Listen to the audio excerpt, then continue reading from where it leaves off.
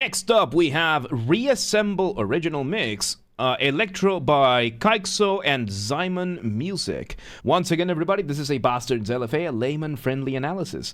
I'm a professionally trained musician, a composer, and my objective here is to explain things in a way so that you don't have to be one to understand what is happening here, musically. So, if you like the sound of that, make sure you're following the channel, subscribe to the channel, whatever term you want to use, like the video, share the video, leave a comment, turn on notifications, become a member. Once again, starting this week, so that by the time you see this video, people who have paid memberships on YouTube, regardless of which one you choose, get early access to the content. I schedule these on Saturdays, and if you are a member, you get access to the videos as soon as I schedule them. So on Saturdays, you get the videos for the entire week. So consider becoming a member today. And two disclaimers. Number one, this is my first time hearing this ever, so I will be pausing a lot, and I will be talking and speaking a lot. I will be pointing things out as I hear them or as I realize them, and yeah, that's that. There's no point in you coming and complaining into my comments that I'm pausing too much or I'm yapping too much, because I just told you this is exactly what I'm going to be doing right now. And, Number two, this is recorded live on stream on a single take. I will stumble upon my words. Whatever happens, happens. With that said, let's do this. Reassemble. Oh, my understanding is this is featured in Geometry Dash. Let's go.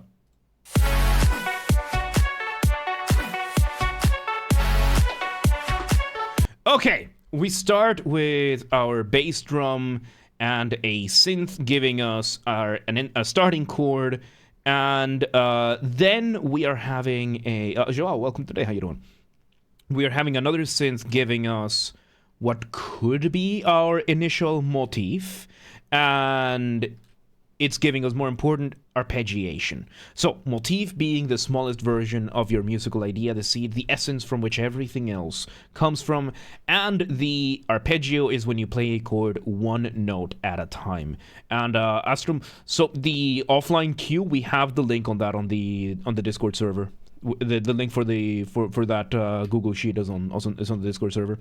So, yes, we're having that pretty straightforward.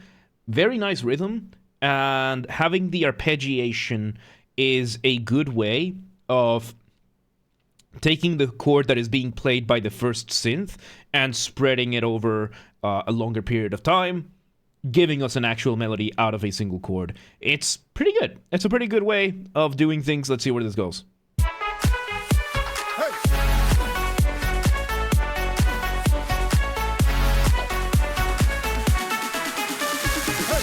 Okay, so I like the hey.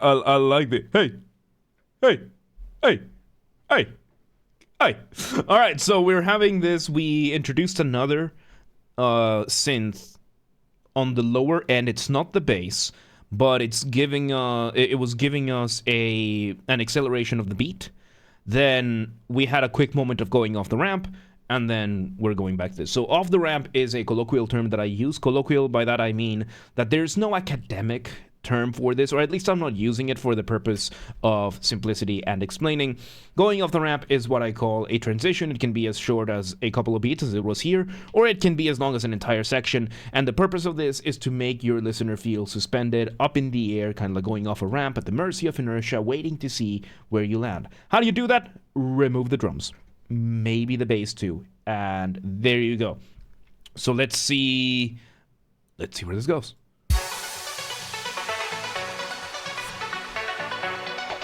Okay, we completely changed things around. I like this. Okay, so we had the first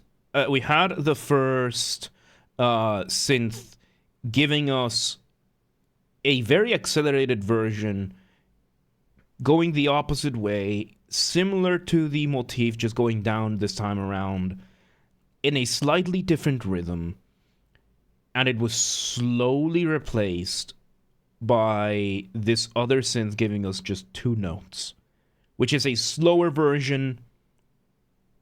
And I think it's one of those things, kind of like the meta shape of this, because the first synth was doing kind of this shape, right?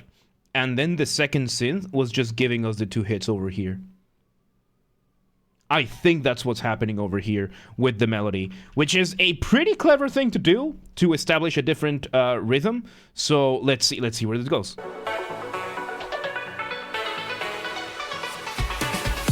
Oh, it's even better than that. It's even better than that. So the first melody is syncopated. So syncopation means that it's offbeat and it's missing the hits of each. So let's say it's doing this, and then before going here, it just continues here. And then we have the other one giving us those hits over here, supplementing the melody and making it feel whole, even though it's not. Even though it's not. There you go. That's cool. That's cool. So yeah, now we reintroduce the drums to apply the beat. Let's see where it goes. With snaps.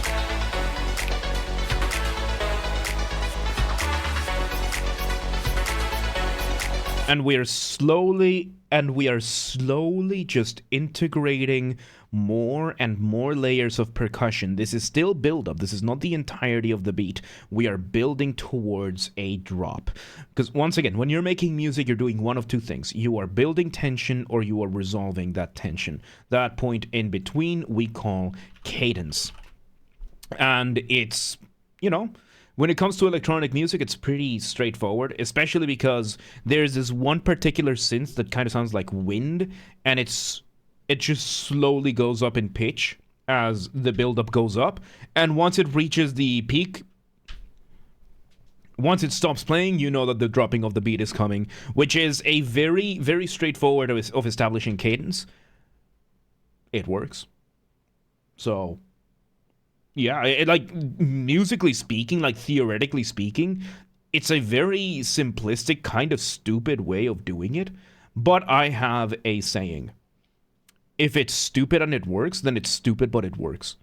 You can have something be completely stupid and still working. Yeah, it can sound clever when it is, but, you know, there are some things that are just stupid and they still work.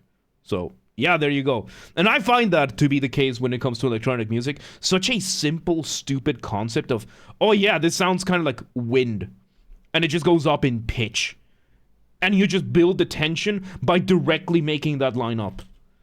And then you stop it and you drop the beat. And it just works. It's so stupid. I love it. So yeah, let's see where it goes. Off the ramp. And okay, so now we bring another variation of this, and we had a false drop. We had a moment of a false drop, and oh my god, this is... Hey, Torts, thank you for the membership. Appreciate it. Appreciate it. Thank you. Enjoy your status as a citizen, and enjoy your early access to all the videos and the emotes on the YouTube. Remind me after this to apply this to your bribe. All right, let's see where this goes.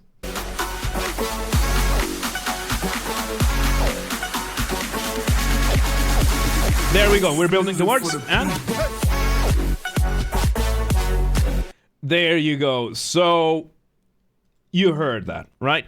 We did a false drop, then we did a quick section of extra build-up. We did a little bit of rhythmic displacement by using an audio sample. He said something, and then we got the drop. And I like this because we had all this moment of build-up, then we did a false drop, and then we just continued moving. However, this section over here, all of this turned out to be the motif we were gonna use in the actual drop. So there wasn't a separate section of this. And then in order to separate that and make it feel like a separate thing, we engage in rhythmic displacement by pushing this out with a sound sample. Clever. Clever, because it's the same, because we had a variation of the motif in this false drop while we built up a little bit more. It was different from the build-up, it was different from the start, but it's the motif we're using right now for the drop. Risky move, but pretty good. Pretty good. Let's see where this goes. Oh! Variations, and our Hey is back. Ooh.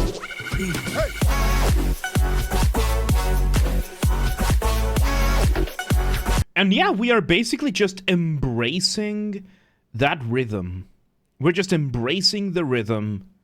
We're taking elements from the start and the middle, and I really like the synth at the top being just that one hit at the top while the bass does everything else. And I like that this drop is just a beat. Because when it comes to electronic music, usually when you see a drop, it ends up being just completely new material, completely experimental. When did this come out? 7 years ago? Okay, so maybe this wasn't meant to be like dubstep or anything like that, so they still just wanted a straightforward beat. It's just fun. It's just fun. We're doing a variation of that second version of the motif, adding an extra note to that. And that's it. We're just vibing. Let's see where it goes.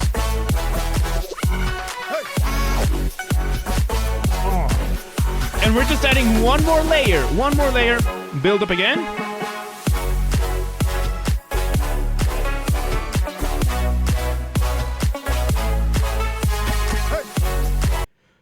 And we now make a section where we just focus on the bass line. This synth down there is our bass. And when it comes to music, the bass line tends to be a little bit more free and takes less work. So, when it comes to music, you want to keep a careful balance between what is familiar and what is new. Too much familiarity, too much repetition, too much of the same, you risk boring the listener, they tune out. Too much new material too quickly, you risk overwhelming the listener, they tune out.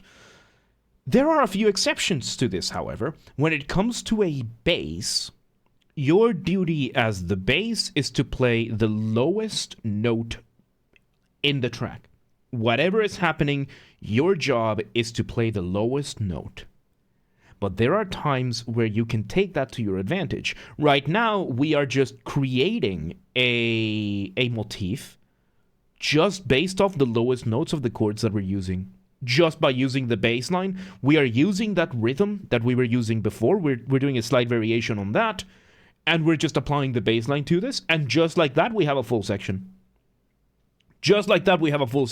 No need to visit or revisit or create new motifs. No need to come up with new stuff, with new material. You just focus on the bass line. You just give that bass line a really fun sound, which is like this synth is a really good sample. It's a really, really good sound that this synth has. And yeah. Oh, I need to change that bot command. I need to update some of these commands. Anyway, let's see where this goes.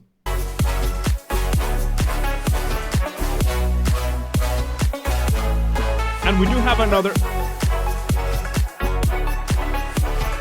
And we are now introducing another version of the motif higher up, but it is not taking the front seat, it's taking the back seat, the accompaniment of the bass line, which is a good way of introducing new material very subtly. Because now you gave us this repetition of the bass line being completely just there. And now, yeah. Good stuff. Let's see where it goes.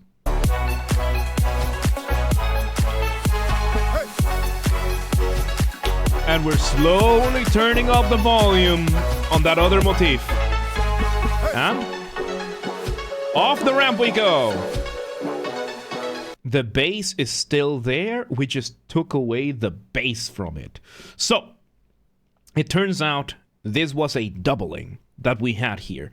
It was either a doubling or there was some EQing. I'm willing to say there was doubling. How am I doing today? I'm doing fantastic. So I think we had a doubling here. A doubling is when you have more than one instrument or more than one layer of music playing the exact same thing, just from their perspective. We have this one synth giving us the wow sound of the bass line, and then below that we have the actual bass. And now that we went off the ramp, we just removed the bass layer of it, leaving us with that higher layer.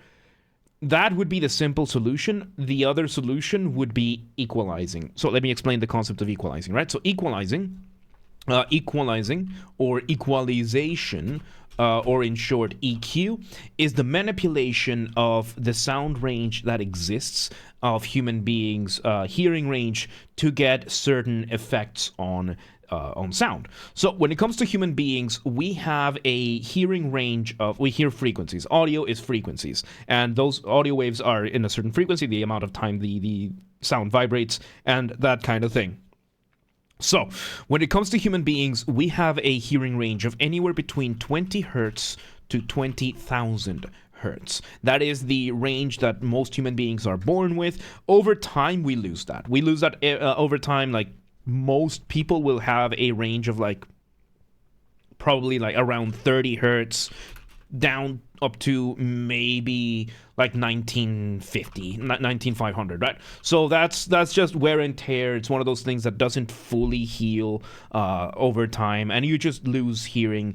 So there are sounds that younger people can hear and older people can't. Like, that is simply what happens. If you hear a sound that is outside of your hearing range, you simply don't hear it, and it's that simple, right? So we have this, and the concept of equalizing is manipulating the range of audio that we get in any given sound. So the way it usually works is that you will have your visualization of whatever audio wave you have. So let's say we have our audio wave over here. Then here on the left side, you're going to have 20 hertz, and on the right side, you're going to have 20 kilohertz. And that's going to visualize it. So 20 hertz is the lowest range, that's the base. And the way it would work is that you would take the lower range for this one that just happened. You would take the lower range, and then you would just turn that down. And now there's no bass, because you took the frequencies of this audio and you just turned those down. There's no more bass. Depending on the composer and depending on the producer, this might be the simpler solution, or the making two layers might be the simpler solution. For me, I suck at music engineering. I am a horrible engineer. That's why I pay somebody else. That's why I pay Jack to mix my music, because I am horrible at music engineering. That is a complete mystery to me. That is a complete mystery. So for me, the easier solution would be to just make two layers of this bass line. One with the actual bass, one with the texture that I want, and then at this time, removing the bass one, and there you go. And Shan, welcome today. I am a solid 9. I feel today, 9 out of 10. Really, really good. So, let's see where this goes. Am I going to play Silk Song? Eventually. I'll add it to the list. Remind me to show you the list. Remind me to show you the list after this video. So yeah, let's see where this goes. I will repeat with that other motif at the start. And we have that straight line synth. Oh, at some of the food. Yes, exactly. I'm sorry. Yes. Oh, and we just bring the beat back here. Okay. We introduce another synth over here, giving us what I think is an older version of the motifs. So let's see.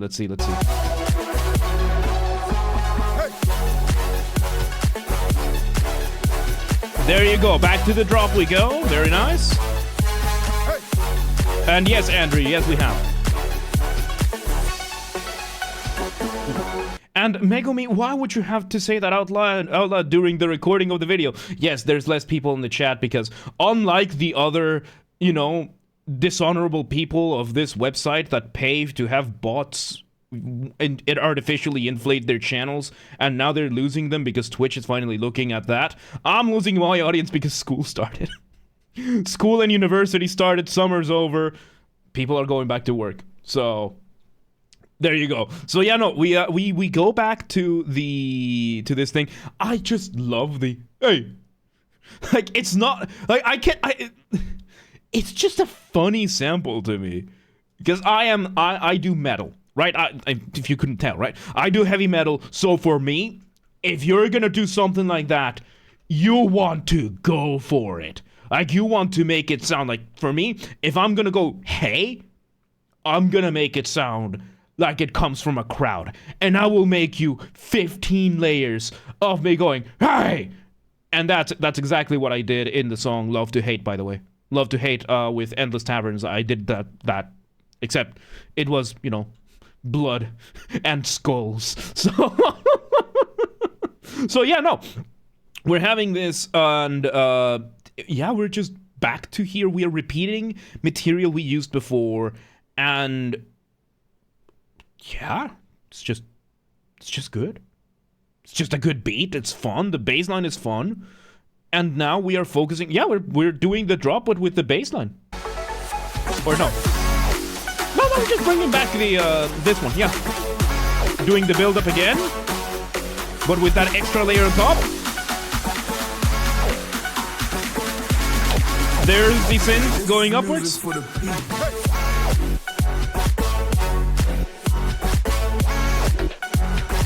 I think this is a 1-to-1 repetition. I think this is a full-on repetition.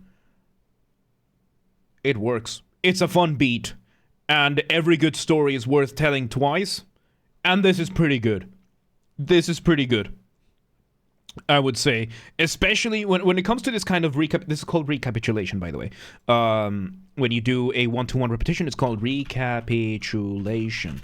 Because, of course, the academics have to come up with an overly convoluted name for just, we repeat this again. So, when it comes to this, the concept of recapitulation often works because you're not hearing this for the first time anymore.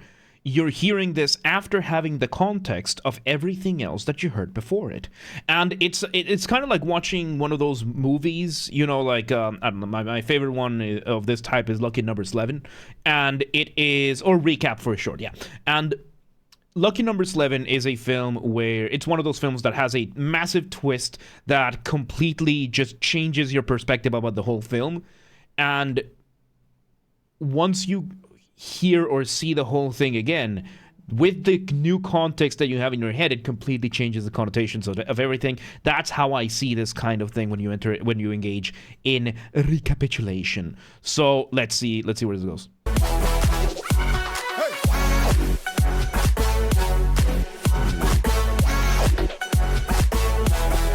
Nice, Jeff. Yeah, there's a couple of minor variations over here, but it's pretty straightforward. It's almost a 1-to-1 repetition. I would say it's a 1-to-1. I think it's a 1-to-1 repetition, full on. So let's just see if there's any other variation. There you go. We're adding a little bit of rhythmic displacement there, and back we go to the bass line.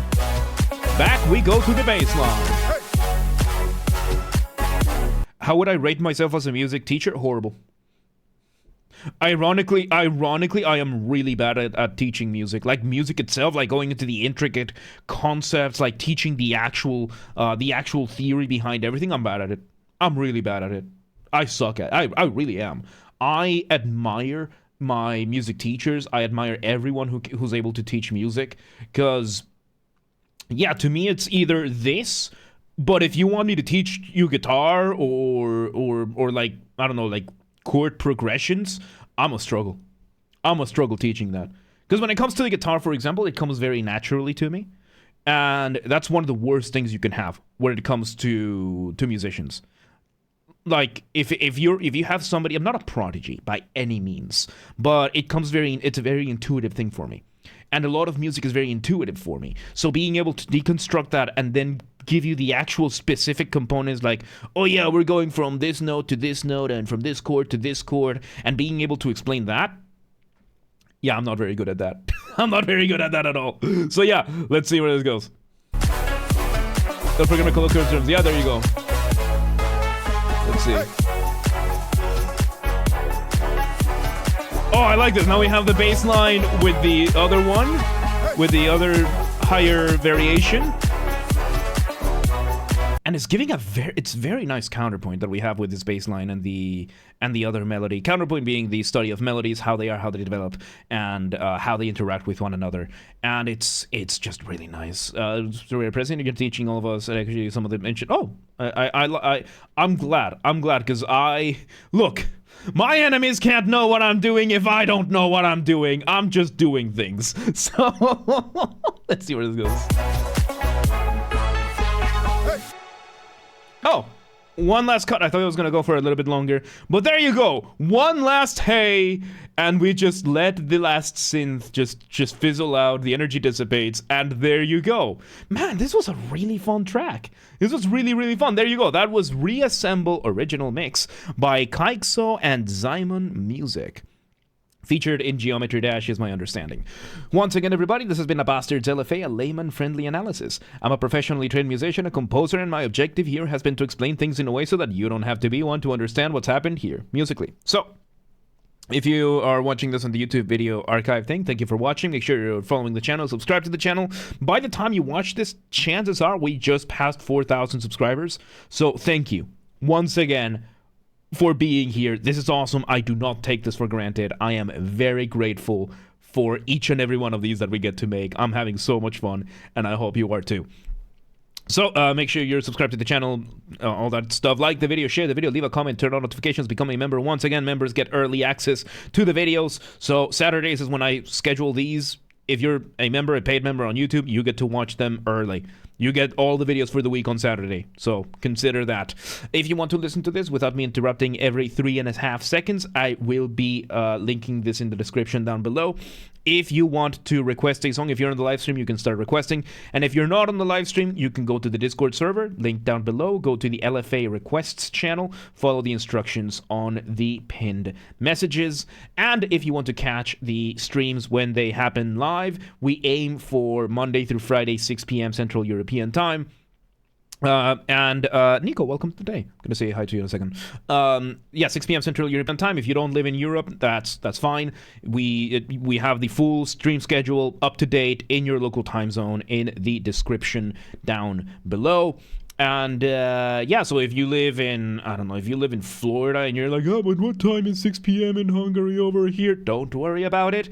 We have it there on the Discord and the Twitch. They both show your local time zone what the stream is. And follow the gaming channel, because we have a gaming channel, because of course we have a gaming channel. What else could I possibly have on YouTube? Games are Basterd. That's where I put the recordings of the gaming VOD after shows when they happen. I will upload there soon, I promise. And yeah, just link down below, or just search for it on YouTube. It's same username as James R. Basterd. Just swap the J for a G, and you got it. And there you go. There you go. Reassemble original mix. That was fun. That was good stuff. Good stuff. But yeah, let's move on.